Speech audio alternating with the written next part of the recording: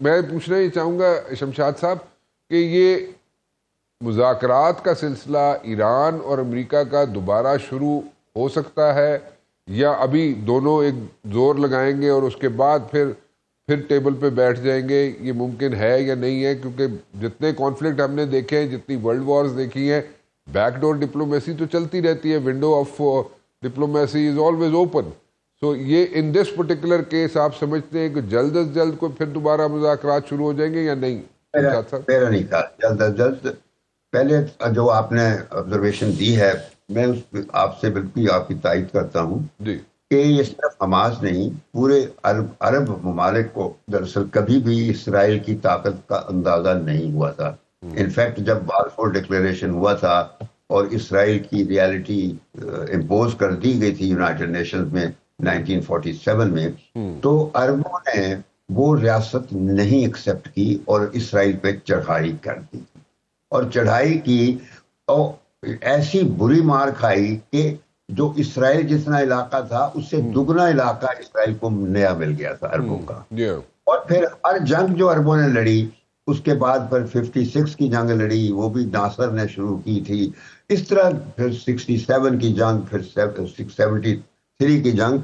तो अरबों में लड़ाई की कैपेसिटी नहीं है, खास तौर पर इसराइल के मुकाबले में। हाँ, पीस अकॉर्ड अमेरिका ने करवाए 1978 में, कैंप डेविड अकॉर्ड हुआ, फिर क्या था वो, ये जो नॉर्वे का था, वो एक अवार्ड किया था। इस तरीके से होते रहे। तो अब जो आप कह रहे हैं, हालात ऐसे इतने वो कुशीदा और हो गए हैं, इरिवर्सिबल आजकल जो जिस तरह सिचुएशन, ये सोचना कि फौरी डिप्लोमेसी आ जाएगी, मैं नहीं समझता। ट्रंप के होते अब तो डिप्लोमेसी कभी होती नहीं है, because the man is not a diplomat, he is not a सफारतकार, he is not a politician. ठीक है, उनको पता होता है कि कहाँ बात करनी है, कहाँ नहीं करनी। उसकी तो दवाए ईरान को वो बिग बम्बार्डमेंट की धमकी के उसने कोई चीज बात ही नहीं की है। तो इस वजह से ये सोचना कि ईरान जो है वो जल्दी से इस चीज को खत्म करेगा, दोनों को नुकसान होगा, यकीनन होगा, लेकिन ईरान उतना आसानी वाला वो नहीं। I am sorry, I am cutting you again. यहाँ पे मैं पूछना ही चाहता हूँ कि इस जंग का, ईरान और अमेरिका का कॉन्फ्लिक्ट जो जारी है, इस जंग से फायदा किस मुल्क को पहुंच रहा है?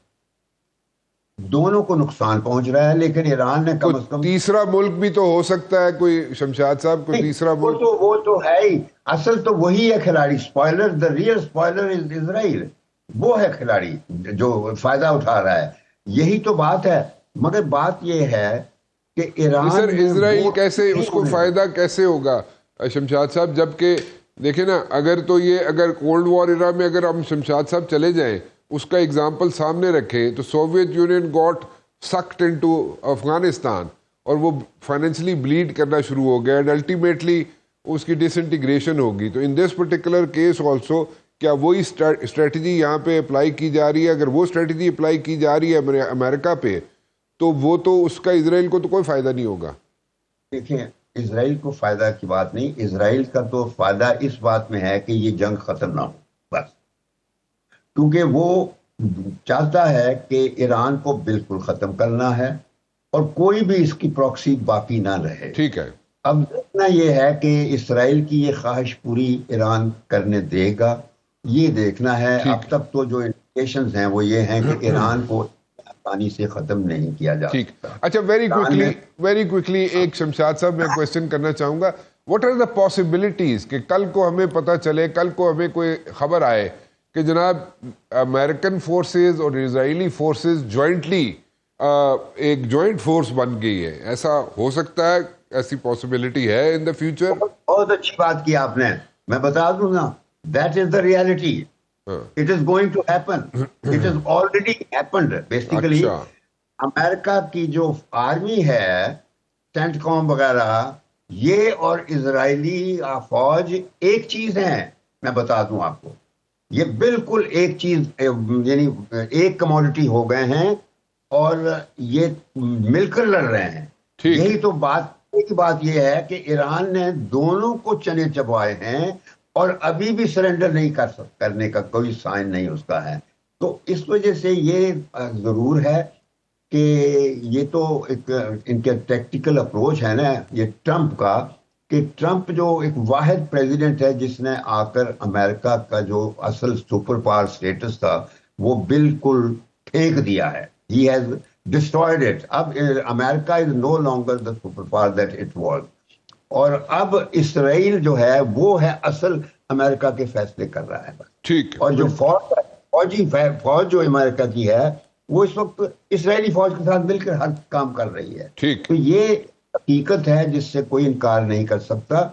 और इसका नुकसान अभी आप देखेंगे, बिकॉज अमेरिका में एक बाकायदा बड़ी रिएक्शन पैदा हो रहा है पॉलिटिकल तरीके से अवामी सतह पर और कांग्रेस में, सेनेट में। तो वो अलग है, अगरचे वहां के इंतखाबात होंगे लेकिन और उनका असर भी पड़ेगा, इसको ट्रंप को नुकसान पहुंचेगा। लेकिन बात यह है कि अमेरिका को नुकसान पहुंच रहा है ईरान के साथ। ये सारा जितना इसने कॉन्फ्लिक्ट पैदा किया है ट्रंप ने, ये तो ये सोच रहा था कि 2-3 दिन में ईरान को मार गिराएगा और ये को बादशाह के बच्चों को लाके किसी को इंस्टॉल करेगा।